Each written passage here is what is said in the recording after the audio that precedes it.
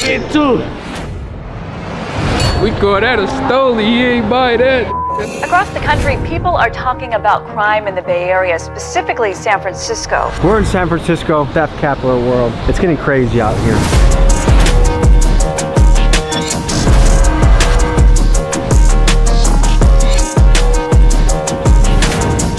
What's the biggest haul you've ever had? They call me the high-speed specialist. I'm getting away from choppers. I swear to God, you really look like a cop right now. I'm not here lying, I swear to God.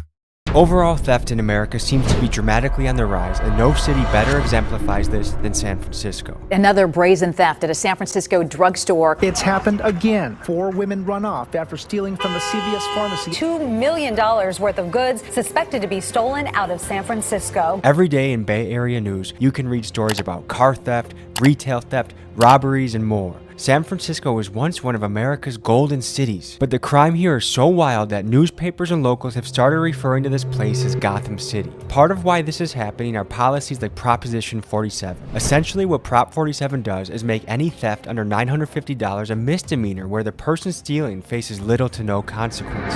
Under current state law, shoplifting merchandise valued under $950 is considered a misdemeanor. In turn, this has led people to make careers as professional thieves. In the Bay Area, these people are referred to bippers, boosters, and fences. Boosting is when someone goes into a store and takes out as much merchandise as they can get away with, and fences are the people that buy the stolen goods from the boosters and sell it into the black market. Authorities say they are organized gangs of criminals who sell the merchandise to a fencing operation. The result of this has been costly for San Francisco. Retailers are pulling out left and right. In Union Square, once a high-profile destination, 17 retailers have pulled out since 2020. 17 retailers have pulled out since 2020. This includes places like Nordstrom, Office Depot, and Old Navy. Starbucks alone has closed at least 19 locations in the San Francisco area. The impact of this is that thousands of people no longer have a place to work. To take a closer look at this issue of theft, we dive into the underworld. In this episode, we explore black markets and we talk to bippers, boosters, fences, and guys that pull heists. Folks, an announcement you should know about: a live event in Milwaukee at the Oriental Theater, March 7th, 7 p.m. I'm screening 2 documentaries, one on fentanyl, one on mercenaries, and the amazing part is, every penny goes to supporting Milwaukee youth wrestling. Tickets are in my link below. We're crowdfunding change in Milwaukee. See you there. I got some drink and some Percocets up in the stew and it got me geeked up like a nerd. If a fuck nigga try to say something stupid my way, then I'm gonna leave his brains on the curb. I got a whole lot of motherfucking styles, I even got shit that you ain't never heard. Folks, today we're diving into San Francisco's theft culture. The amount of boosting and bipping and stealing and thievery is almost unbelievable. And we're gonna take you directly into that world today. And that's what we pledge to bring you on this channel. The real, raw, inside scoop of what's happening. We're about to go meet a crew of boosters who are outside of a Macy's. So we'll see you there. If you owe me, better pay me, I get you knocked off for a low price. Fuck niggas been hating, come going up, they ain't got no license. One thing you're gonna notice is a lot of boarded up places. A lot of businesses are deciding it's not worth it being in San Francisco anymore. A lot of retail places are closing up because of all the thievery. San Francisco's once bustling downtown streets still struggling to bounce back as retailers continue to flee. A lot of retailers have been pulling out of the city. In the past few weeks, Westfield announced it's giving up its prominent downtown mall location, while AT&T revealed it is closing its flagship store in the city. This is a place you don't want to leave valuables in your car. We're looking in the bipping and boosting. Oh my God. Is it crazy here? It's pretty crazy. Have you ever had your car windows? Me personally, no. Do you know people that have their car windows smashed? Most definitely. What do you think about that? It's way to survive out here, I guess. I mean, as long as you know what you're doing, keeping it straight, you know the right people, you should be good. Someone bashes out your car windows, it steals your phone charger, your phone, all your stuff. What should happen to that person? If I can find him, man, it's over with for him. Nothing with the police? Hell no, we never get the police involved. Why? They won't do nothing anyway.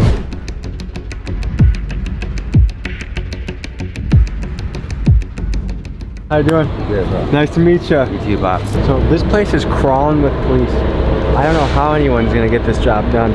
I would be deterred. By this much police, I would be deterred. This is ballsy. I was expecting it to be a lot easier, but this actually seems like it's kind of difficult. I've never done any boosting before, but I'm looking at Macy's and there's security guards and police everywhere. Is that normal? Absolutely. It seems like it's a high pressure situation. It doesn't seem as easy as I was picturing, which is just walk in, take it, and leave. Honestly, with some situations, it depends. You know, it depends on what the boosting style is. You know, some people are called guerrilla boosters, and they don't care. You know, they'll beep on the way out, so they'll just run in there, grab it, and they're gone. If I'm walking out with an armful of Patagonia jackets, can someone stop me? They can stop you. You know, it depends on the person. Some people have like security, like Diggs has security. They might say something to you. They're not going to chase you out the door. This is like a small army of police officers. If I was in the business of being a professional thief, I'd be like, I think I'm going to put my 2 weeks in today and I'll just do something else. Yeah, that's high. You feel me? A lot of the boosters too are not really prone to like be hitting it in the city like that. A lot of people be jumping BART. They hit the suburbs? Yeah, they hit Emeryville, Dublin, Richmond, you know, all those different places out there, Oakland. Then they go and they do it like that, and then they hit the BART, they come back, and then they go to the market and they sell it there. Do you ever feel bad when you're boosting? Like, do you ever feel like, shit, this isn't the right thing to do? I'm not the booster, I'm the fence. I'm the one who buys it, you know, and then I flip it. There's a lot of retail stores shutting down in San Francisco right now.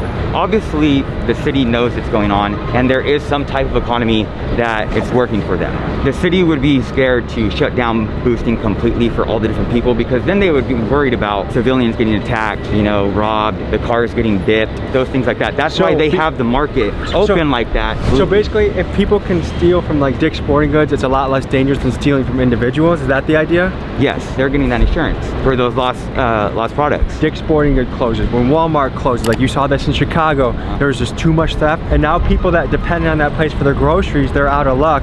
What do you think about that? That's extremely unfortunate. I think there's other things going on. I don't think that solely that is just closing down just because of the theft numbers. Because then if that was the case, their insurance is garbage. I like the mustache, man. I'm working on it too. You'll get there one day, bro. You know, morally, is it wrong? Yeah, we know it's wrong. There's a lot of stuff that is going on in the world that's morally wrong. If you look at the world today and you think, is the world morally right or morally wrong? Chances are it's more morally wrong.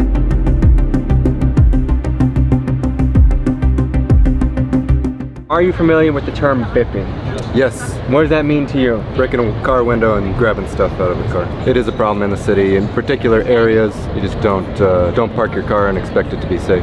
Have you ever been bipped before? Yes. What ran through your head after that? Why do I have to deal with this? I live in one of the richest cities in the world. What should happen to bippers? Swift and short punishment. The reason it's a problem is there are no consequences. Do you feel like the people in charge in San Francisco are doing a good job? I would say no. The people in charge of San Francisco are captured by ideology rather than what's actually practically beneficial for the residents of the city. We head to an underground parking garage to talk to a lady that is a full-time booster to learn more about her and her operation. Here's what we found out. I have to say, this is not what I expected to walk into. You look like you could be just going on lunch break from your office job and on a walk with your dog.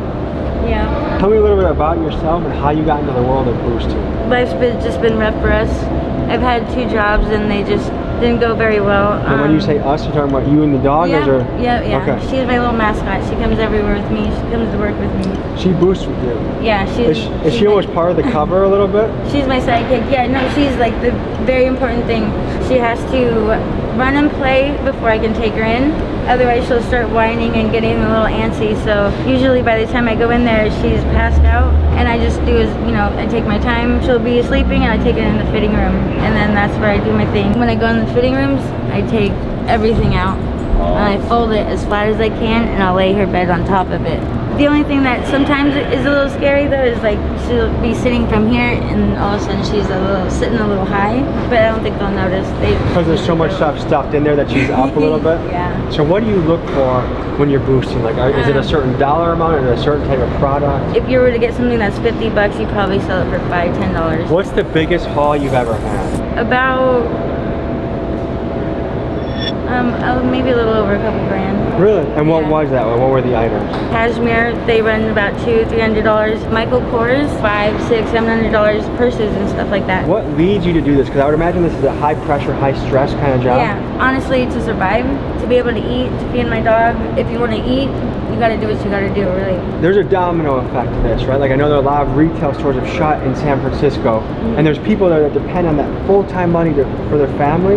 If someone lost their job because a place had to close down because of boosting, how do you feel about it? It definitely sucks. I'd have to go outside the city That takes a little bit longer, takes a lot of time out of the day, and you don't get as much done as you really want. Are there any consequences for doing this, or is it kind of open season, you can kind of just get away with it? There's a maximum of up to $950 before you go to jail. So do you usually try and take under that amount? To be honest, I don't really pay attention.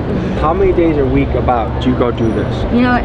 San Francisco is pretty expensive out here, so sometimes every day. All right, guys, I think it's time to go hit the streets and go to the black market. I'll see you there. Next, we talked to a kid named Tip. He's a San Francisco local, and he takes us around the black market to show us the ins and outs of it. Here's what we found. They are organized gangs of criminals who sell the merchandise to a fencing operation. So we're about 3-4 blocks away from 16th and Mission, which is one of the primary black market areas in San Francisco. We're gonna hit the streets and show you what we see. Good to meet you. How you doing? Nice to meet you, man. All good. I'm just gonna show y'all a little insides of how shit is out here. It's really hot right now, though. It usually be on like 16th Mission. They all then migrated up here. As you can see, the police just took everybody off. So was there just a sweep just before we came here? Just right now.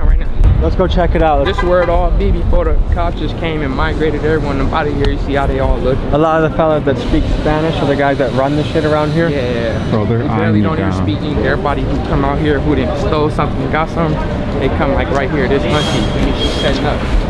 Twitter stage, whatever you need. So if I want to get a Patagonia jacket, Nikes, this is the spot to come. This is the spot. See, everything was just all laid out and set up on the floor until the cops just came like 5 minutes away. Then you said you'll get it by tomorrow? Whatever you need, straight up. So how easy is it to find stuff around here? Like if I'm looking to go Christmas shopping for the whole family, is this the spot to look? All you gotta do is come in the day before, tell us what you need, get an order for you, bring it to you. Sometimes you get lucky and you'll come here and there'll be like things that you would normally put in stockings or give like a small gift. Maybe even sometimes there'll be a big gift. Tell me the difference between retail price and what I can get out here. They pay 30%. Okay, so let's say a purse was like $300 at a store. At most $70 for it. Wow. It's a competitive market because they buy it, put it in their storage unit, and then go to a flea market and sell it for more. You know? So it's easier for us to put it online, but a lot of people use drugs and it's easier to do it that way. There's a few steps in the chain, right? There's the booster, the fencer. Is there another part of the chain too, or is that pretty much it? That's it, really. Would you say it's a risky business, or is it in San Francisco? Is it easy? It's definitely risky because you're definitely building a bad background, you know what I'm saying? Boosting and stuff like that. I'm trying to get a cheap bag, it's nice for me, but like the guy that works at Dick's Sporting Goods 40 hours a week and feeds his family off that, things are disappearing, right? Like the retail scene is disappearing around here. We're getting laid off because the more stuff disappearing, less employees you need. A lot of people around here don't understand, like there's gangs around here that tax all these people selling out here too. If you don't pay them that money for that tax that they're asking for, then they jump you and take your stuff. Certain areas are gang territories. When you look at the black market and the drug trade, we are talking multi-million-dollar revenue streams, and these are not ran by petty criminals. These are ran by sophisticated criminal organizations. The two main ones that the locals told us about were the Mexicans and the Hondurans. And in fact, business has been so good for the Hondurans that there's been a big immigration push to San Francisco to live there. And if you visit Honduras, you're liable to find little kids running around in San Francisco 49er jerseys and Steph Curry jerseys too. What percentage of the people doing the boosting would you say are supporting their habit? 80%, 80 to 90. The only people that are not sitting here boosting for drug money is like the ones that are hella young, like kids. They're doing it for the rush? They're doing it for the rush and for the money because it's fast, easy money. They don't have to get jobs. There's inventory for the Christmas lights. What are these going for? $3. I mean, yeah, this would be a great place to go Christmas shopping. Watch that camera because, like I said, a lot of gangs are in this area, and if they see you with a camera out here, it may not be wise to have it out. You feel me? Stay on your toes around for that. You got the lean. That's one of the signs right there. Is the. You just walk by and get in contact with it. This is the corner we had to pee in 2 minutes ago. It's easy to notice some of the major effects of theft, like retail stores leaving, but some of the minor things I noticed is it's damn near impossible to find a bathroom to pee in San Francisco. Business owners just don't want to deal with homeless people going into their bathrooms and doing God knows what. And the result of this is I almost pissed my pants a few times in San Francisco. If there is a place in San Francisco with a public bathroom, it's behind a keypad because that's how much sketchy shit goes on in the bathroom. So it's a hard place to take care of your business. Because the McDonald's did not have a spot to go. You might walk in, whole alley might be full with nothing but dope fiend. I'm from corner to bottom, whole alley. Crazy dangerous. Human shit? Human shit, for surely, not dog shit. Send your kids to school and they're walking through, I mean, yeah, you gotta walk past everyone. And it's That's crazy crazy. because like school programs, they bring their kids all through it. Like they have to, like, you know, there's some people who will come by and tell them, kids come and put it up, put it by. We don't give a f, da da da. Kids come by, they still smoking. It may be possible to get contact high. Like, you never know, you know, it's sad, really, it's sad. It kind of makes sense that the theft capital of America would also be a hotspot for drugs, because I think it's really interconnected. There's all kind of thieves. There are the thieves who's trying to get high to support their habit. There's the thieves who's actually getting money and doing something with it. Then there's just the thieves who's stealing for their own use, personal use. Like people walk in a whole grocery store and walk right. I know, cause I'll be stealing. Like, hey, y'all stealing, I'm stealing. A bus. Yeah. One of them even took the time to explain why he simply didn't pay. Police might just take the items back and tell you to get the f out of here, even if you're stealing more than $1,000. It almost makes it like a game. Like, okay, I'm gonna go in there, I'm getting $950 worth of shit, and I'm literally out. Like people count it and add up. I know personally, so you go home and feel good about it, like I did my job, or is it kind of like, I got my money, but I feel a little like not so good about it? Truth be told, I got my money, I don't feel too good about it. The other me is, I'm happy, you know, I got my money, I don't give a f what I did to get my money, I got it. $15, Oh, 15. So this is some boosted perfume. So what does this go for? He want 15 in the store, you know how much? That's 100 and up for sure. Let me just get right, OG. Hey, get right, hey, don't do that. Don't do that. We just walked past a guy that had some boosted cologne. I just got fresh for free now. It be like that, it be like that. Across the street, this is some little inside shit. Yeah. This is like when the dippers, fuck it, this is when niggas go hit, when they bit, you get a motherfucking passport, I'm saying anything, some papers with them. Police left and already it's just crawling, like way more people.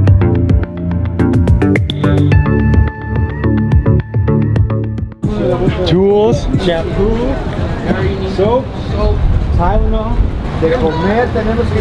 Some pills for back pain. This is a medical center. Ooh. Estoy comprando cosas para Navidad. Para Navidad, ok. Jordan. ¿Tiene un 10 y media? Este 10 y media. Bonito, deportivo. Oye, ¿qué pasa el otro? Decirle. It's an 8.5. El otro. ¿Tiene uno de ahí? Ahí me sacan TikTok. Gracias. We're on foot, meeting up with our next guy that's gonna take us in a little bit deeper.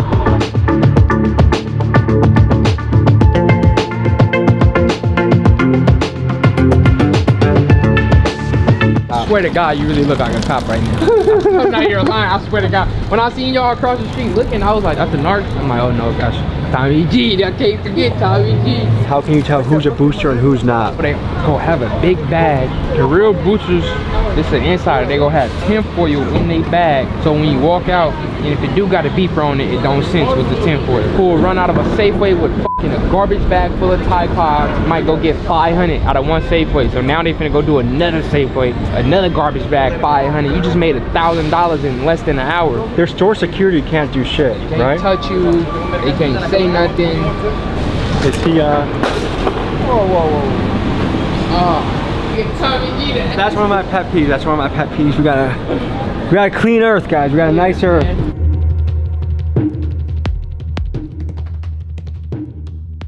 Is this a common place for boosting? For sure. Is that yeah. They don't give a fuck, cause every bag he got full. All those floors up there, that's dark. That used to be Nordstrom. When people are saying boosting doesn't have a price, well, this is one of the prices that it's just simply too expensive to do business. The sad reality is there's lots of full-time employees that don't have a place to work no more. Real Gacy's from everywhere. Yeah. Real sunny little shit. They might run into your worst enemy in this motherfucker. It is too. Look at it rolling. Look at it. We call that a stole. He ain't buy that, nigga. That's when you think that Rolex, you either think like rich businessman or rapper, and when you see just an average guy rolling around a Rolex, that's kind of crazy. I should a high schooler. Like the little niggas who just walk by, they probably got 20, 30, 40,000 somewhere in high school. Like if you in San Francisco with no money and no motion, it's sad. You can't just walk in and open it. Because if you did, it'd be 10 niggas running in, taking everything in front of the straight out the door right there. You notice a lot of these stores invest in security guards, but it doesn't seem to be stopping the stealing. Here are a couple of reasons why. One, it's arguably cheaper to let them steal a few things than it is to pay for more muscle to guard it. The other thing to factor in is the liability for the store. If they do stop somebody and there's an altercation, a fight, someone gets shot, it's just not worth it. And from the employee standpoint, if CVS is paying you $14 an hour and the guy that's stealing from you might have a gun, is it really worth trying to stop him? Probably not. Our next contact, Big Smacks, takes us deeper into the Tenderloin and wants to introduce us to his Mexican pals, the Migos, who run the shit. Good to meet you. How you doing? Nice to meet you. All right. This shit's so watered down, bro. They just cleared out all the Dolphins and all the Hondos. Xi Jinping, I wish you got more of an accurate feel of what's happening in the city, especially since the fentanyl is coming from China. I thought it might be good for you to see. Come on, you go to like 100 Dolphins, bro. Stolen shit, bro. Just selling it, trying to get it off to the Migos. And the Migos just buying it. They sending that shit back home. And Migos are Mexicans. Okay. And is this cartel shit we're getting into? The Hondurians, that's a whole nother story. That's definitely, I feel like, some cartel shit, but we ain't even gonna talk about that. Mexicans don't f with the Hondurians. Out here with the family, just chilling in space, void, mystery, doing some science. Doing some science? Yeah. My boy out here pushing a stroller with nothing in it. He probably just lost his weight, probably just, you feel me, smoking that shit or on some shit. Fentanyl. Fentanyl, most likely. Right to the right of us, there's like 15, 20 people smoking fentanyl right now. Right now, for sure, actively. It's different territories up here type shit. You know, the Hondurians got their little area, the blacks got theirs, and then you got the Mexicans, and then you got the Arabs. This everyday shit right here, bro. You got the Asians, selling their little shit. They so smart, they get free shit and sell it.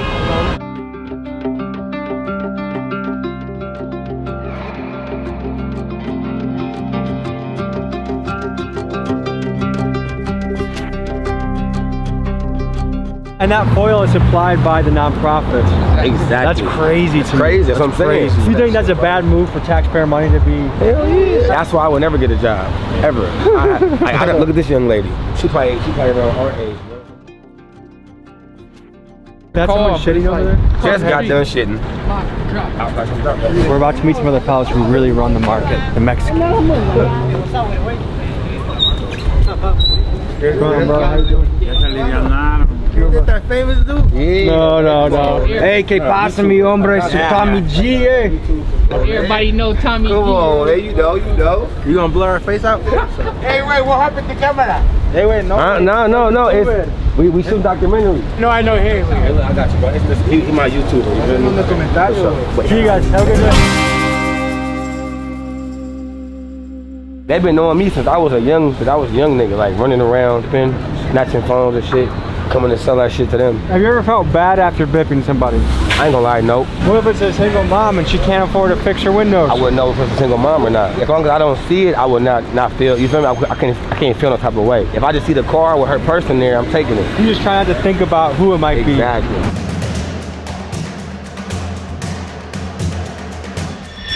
Pac-Man. Hey, that's crazy. That boy sick. He out here trying to sell this little game. I just bought it for some weed. Is there a fight here? Cookie Club. Hey, look, Cookie Club. Hey, police! Police!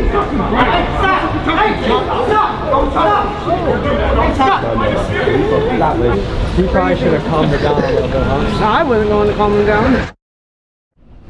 In this last segment, we interview Jerry, a professional thief who has done an assortment of wild crimes, from heists to getting ATMs to robbing other criminal organizations. This guy gives us an inside look about the mentality of pulling a heist.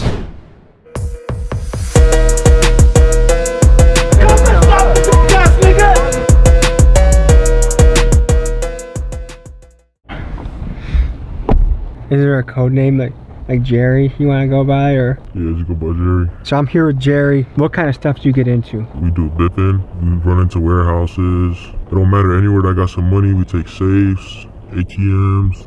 You take an ATM? Yup. You literally drive up to a bank and take the ATM? Not from the bank. We go to gas stations and stuff. Or like apartment lobbies? ATM, you hook a chain onto it and just drag it out. What's the most you ever gotten from an ATM play? 15,000, 10,000. Off one. There'll be some nights you do like 5 of them. Tell me about the warehouse heist. You go to a warehouse, you take valuable things, Take a lot of valuable things. Take marijuana, anything that brings you money. So California has a lot of grow houses. Oh, yeah. Even though it's legal weed, you can steal it all and sell it on the black market, or you sell, how does that work? I got buyers for them everywhere, out of state, 500 piece, 1,000 piece. They're all getting sold the next day. I hit a watch out here in the Bay. Richard Milley sold it right away for 80,000. Broad daylight. I'm sure that man worked hard for his Richard Milley. Is there any way you feel about taking that from him? No, I don't feel bad for nobody. How do you feel at the end of the day after pulling one of your jobs? I feel great. I feel the blood pumping. I feel the money in my pocket. I come back to all my niggas, pass out some money, go get some money to my grandma and stuff. Make sure everybody good in the hood. Is what you do dangerous? Oh, it's really dangerous. A lot of people got shot. Is there a story you have of a situation that went wrong or like a close call? We get into a lot of shit with the police. High speeds. They call me the high speed specialist. Okay. Every high speed I'm on, we get in the way. No matter, we get in the way from choppers. Do police pursue at high speeds, or is there a certain speed limit that they stop chasing? It depends what city you're in. What city has the weakest police reputation? Oakland. Really? Oakland, San Francisco. Because the impression I get from a lot of people that do this kind of stuff is it's almost open season. Like there's very little consequences and it's kind of easy to get away from. For bipping, there's very minimum consequences. Unless you get into a bip and like you really hurt somebody on the bip mission. Do you know people that have gotten hurt bipping, like the person defended themselves or shot back or defended their car? Yup. One of my little niggas was on a bipping mission and the person he bipped started shooting at him. And it didn't go well, you know what I'm saying? Are you ever nervous before you do this? I never get nervous. Never get nervous? I never got nervous in my life, really. I mean, I lost a lot of people. I'm like cold-blooded. I don't got no remorse for nobody. Would you consider yourself a sociopath? Nah, not really. I mean, but, you know, you gotta do what you gotta do to make a living out here. I mean, as long as there's money in it, I'm in it. What's the biggest play you've ever pulled? The biggest play I really ever pulled was $500,000. That's a crazy amount of money. What kind of play is a $500,000 play? Marijuana play. Found some cash, found some marijuana. I'm the one that designs the whole thing.